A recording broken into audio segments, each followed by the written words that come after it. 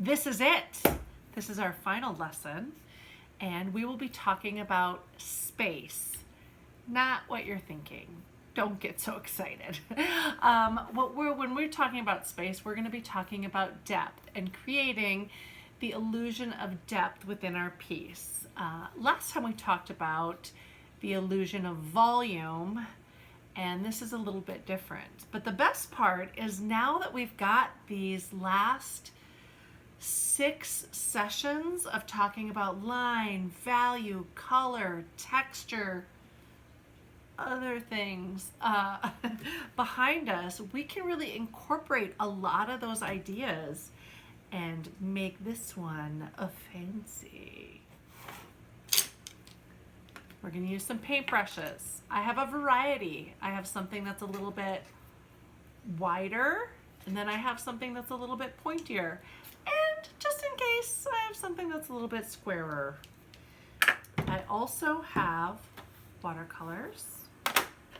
I have my Sharpies. I have my highlighter and my pencil. And I have some blue painter's tape. Because it's going to be awesome, I'm going to tape a border around the edge because it just really makes it feel finished. I have some water for painting and paper towels, as well as I'm still using a watercolor paper, something stiff, because we're going to really layer it up. So get ready, gather your supplies. Oh, and this one will have some dry time, so get a hairdryer or just be prepared to do this in stages. All right, let's do it. Okay, the very first thing we're going to do is we're going to tape down our paper. Now, you don't have to tape it down. You can tape half of the edges and fold it over.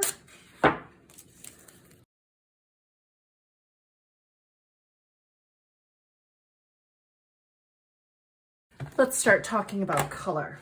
Again, we are going to be working wet until wet, and we're going to be layering a lot of colors. So we don't want to mix complements. We are going to be working with what's called an analogous color scheme. And that means 3 colors that are next to each other on the color wheel.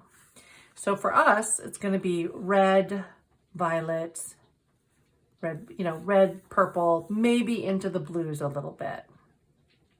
That way, as our colors blend and bleed together, they don't turn brown. If we get this orange in here, if we go a little too far to the orange and a little too far to blue-violet, that's when we're going to start to get brown. The other thing we're going to be doing is we're going to be working with shape. We're going to work with hearts. It's a nice shape, and it's right before Valentine's Day. Mostly what we're going to be focusing on is the element of design that is space. So we're going to create the illusion of depth. We are going to make a composition, like an all-over composition of hearts, but we're going to use some visual cues to move some hearts back and pull some hearts forward. And there's a variety of visual cues.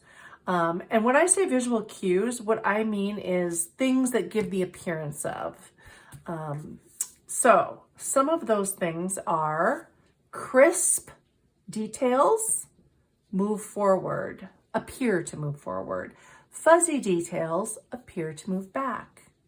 Vivid colors appear to move forward. Muted colors appear to move back. Scale. Large shapes move forward and small shapes move back. There's one more thing. Oh, overlap. If something is in front of something else, it means there's enough room for something to be in front of something else. So that's the concept that we're going to be working with.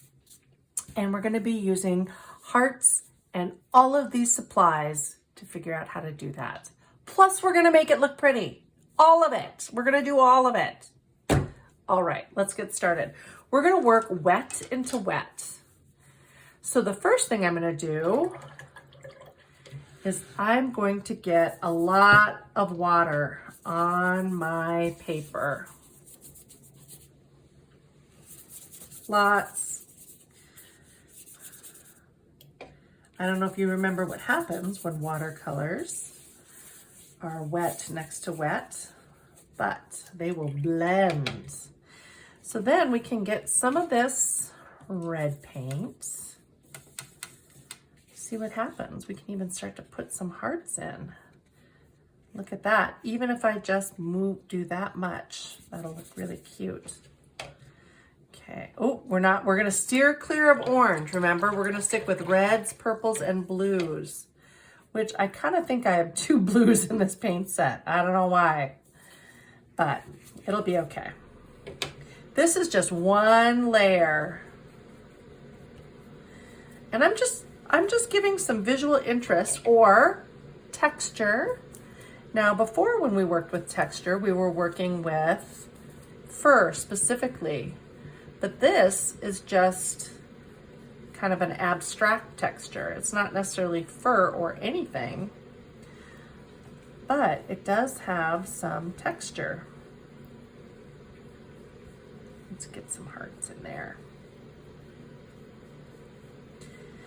But see how those are bleeding? It's creating a soft edge, that wet to wet.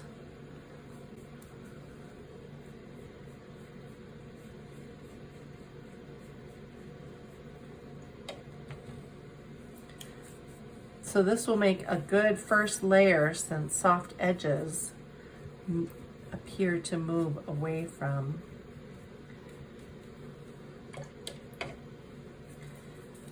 And more water makes a lighter tone, right? So I'm adding more water. Maybe I'll get a little.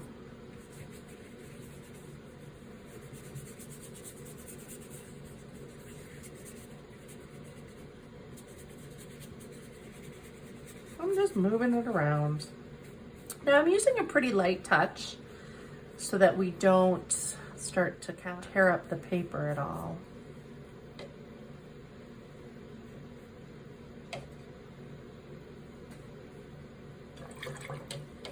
All right. See, that was even wet from before.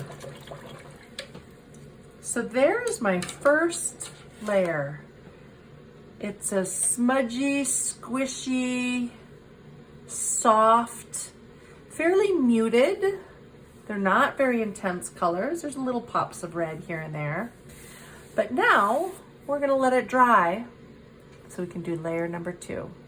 So I'll see you in a minute. All nice and dry, just like that. So I'm going to do another layer with my watercolors. I'm going to get some purple. And again, I just want a thin layer of purple. So I'm going to add more water. But the fun thing about watercolors is they're see-through. So now that this is dry, if I make some hearts over top, I'll still be able to see what's underneath. And because these ones are one layer closer, I'm going to make them bigger. And they're gonna overlap some of these smaller hearts.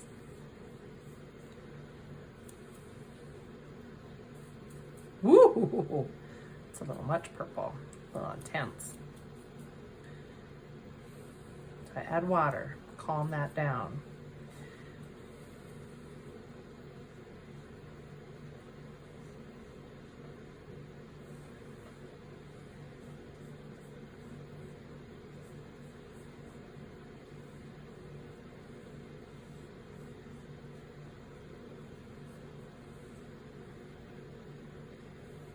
They can even go off the edge of the paper.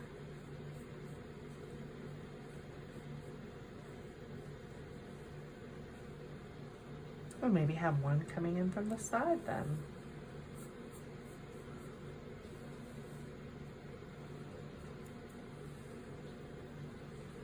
Maybe one more right up here. Sometimes it's nice to have like a clustering. So I have some busy places, and then I have some quieter places. We've been doing heart shapes. What if we do some lines of hearts? I'm still gonna work with purple, a little bit of red. I'm barely touching my paintbrush to the paper. That's how I get a fine line.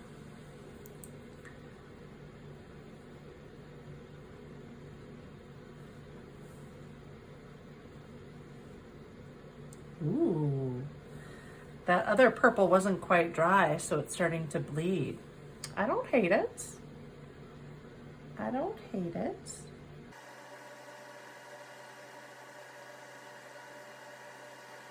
One more for good measure.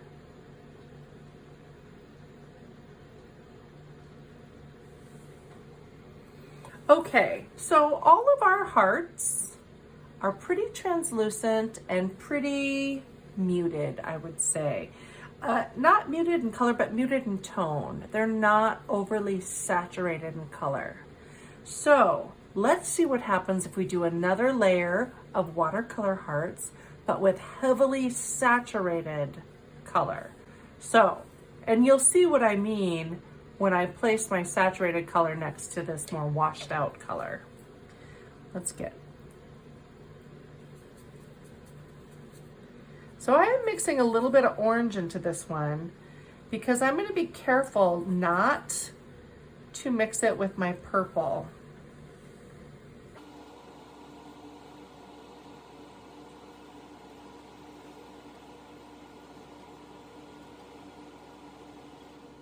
Look at how bright and heavily pigmented or saturated those reds are.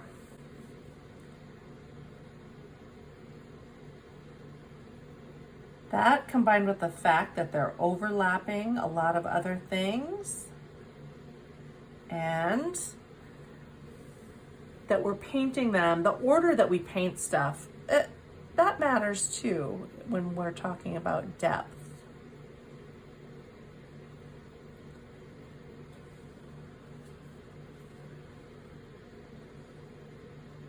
Ooh, I must have mixed with some purple. I don't know where.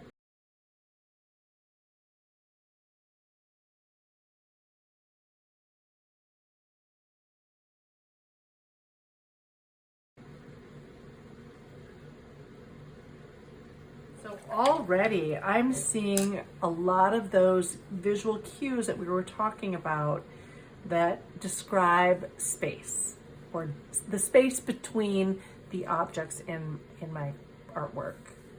So let's dry it and do some more layers. Right. I am pretty pleased with how this is looking already, which is a very dangerous place to be because anything I do now could wreck it. But it's just art. I can always make another one. I did this one, I can do another one. Also, I could also make it better. And also, it's hard to know how far too far is unless you go too far. So let's go too far. I have my pink highlighter. I'm gonna do stuff. We'll see. What if I now, because this highlighter is also translucent, it's designed that way so that you can marker something and still see the words below. I'm a little nervous. Let's just try something little over here just to see what happens. Oh, that looks good. Okay, everything's gonna be fine. Everything's going to be fine. Oh yeah. Best decision ever. I can't believe I hesitated. Oh my gosh. Okay, now, how much of this do we want to use? A lot? A little? Just little accents? We could do a combination of filled in and lined. We could also vary our shape and we could add X's and O's. That's a possibility. But right now we have a lot to work with. We could outline stuff, we could fill stuff, we could embellish them in different ways. For example, what if a heart had some little hot pink dots around it.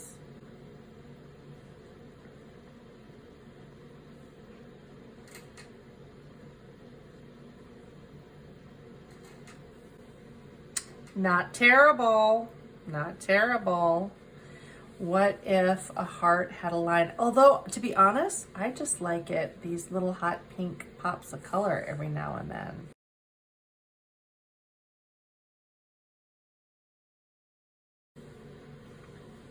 Maybe one more. I'm liking this is a darker area and this is a lighter, more open area. And so I see that's something that I see happening in there. So I'm going to let it happen. I'm going to keep that place open. So I'm also going to go off the edge. And maybe one that's just an outline. All of this layering is what creates that illusion of space, and that there's layers here. These fuzzier things are moving further away. These crisper, brighter things are moving forward. So this is how space can work. But now I even have some of these crayons, or if you have colored pencil, that might look nice. Maybe this is just the thing I need to do to get some different kinds of shapes in there. I could put those X's and O's in, but I'm scared again. Which is surprising because I just learned this lesson. Let's do a little one right down here. X, O, X, O. It's not great, but it's okay. It's small, it's off the corner. So I think I'm going to leave it. I tried a lot of different things. Some I liked, some I didn't like. I got a lot of layers in here, and I feel like with the overlap and with the soft muted tones and the crisp bright ones, there looks like there's some depth in there. There looks like there's layers of hearts. So I'm going to leave this be, except for the victory lap. I'm going to peel off the tape. Now, when I'm peeling, I don't peel it straight back. I like to angle it.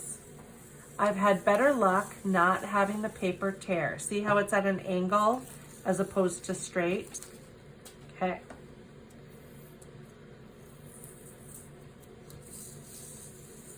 And slow is smooth and smooth is fast.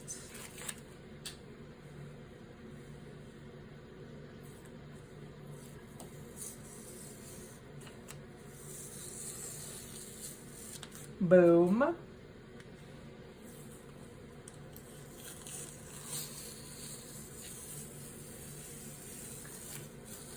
Oh, look at that.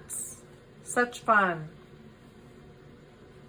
There's really a lot of different ways that you can explore these ideas. Actually, all of the ideas that we've been talking about. You could use different shapes. You could use different color schemes. You could use different media, acrylics, markers, colored pencils. There's a lot of ways that you could layer and see which colors and values and tones move forward and which ones move back. So thank you for joining me, and we'll see you soon.